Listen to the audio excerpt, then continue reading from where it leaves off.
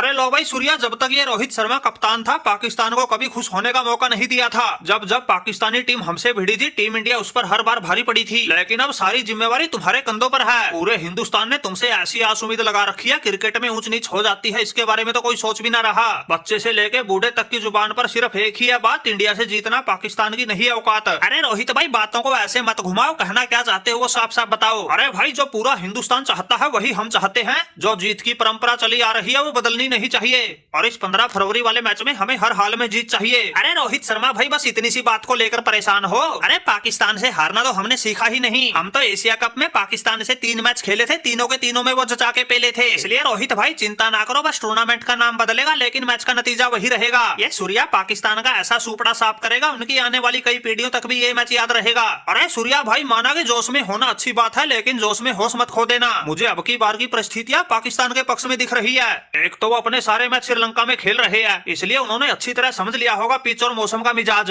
ऊपर से हमारे अभिषेक शर्मा जैसे बीमार चल रहे हैं, बुमराह जैसे फॉर्म में नहीं है, रिंकू सिंह जैसों से आखिरी में कुछ बनना रहा। अरे रोहित भाई, कोई बात ना, अपना ये बिहारी बाबू अकेला ही नहीं आएगा उन पाकिस्तानियों के काबू। अगर ये 5-7 ओवर तक टिक गया, अकेला ही पूरे पाकिस्तान को पेल देगा। अरे सनाकू भाई, तुम ही समझाओ इसको, लगता है सूर्या के हमारी तो बात समझ में ही नहीं आ रही। अरे सूर्या, रोहित भाई कह रहे हैं सम्या की नजाकत को समझो। इस बात का हमें भी पता है, अगर ईशान किशन टिक गया तो अकेला ही पाकिस्तान का तेल निकाल देगा, लेकिन उसके लिए भाई क्रीज पर टिकना भी तो चाहिए। अरे जिस मैदान पर तुम्हारा मैच होना है वहाँ अच्छी अच्छी टीमें गच्चा खा जाती है। जिम्बाब्वे ने ऑस्ट्रेलिया को भी उसी मैदान पर हराया है। एक तो वहाँ की बाउंड्री बहुत लंबी है, दूसरा जो रात चढ़ती जाती है गेंद की घूमने की स्पीड बढ़ जाती है। इसलिए भाई अगर टॉस जीत जाओ तो पहले बल्लेबाजी चुन लेना और फास्ट बॉलरों की जगह स्पिनरों को ज्यादा ओवर देना। और सबसे बड़ी बात, पाकिस्तान को हल्के में लेने की भूल मत कर देना, क्योंकि उनके पास है तुमसे ज्यादा स्पिन गेंदबाज। अगर तुमसे थोड़ी सी भी ऊंच नीच हो गई वो पलक झपकते ही कर देंगे तुम्हारा पक्का इलाज। अरे सनाका भाई, कुछ भी हो हमारा तो प्लान स्पष्ट है। पावर प्ले में तो हम बना के रखेंगे गेंद का जहाज, उसके बाद उसी हिसाब से बल्लेबाजी करेंगे जिस हिसाब से तुमने बताए थे उस पिच के राज। क्यों भाई ईशान किशन, मैंने कुछ गलत तो ना कहा?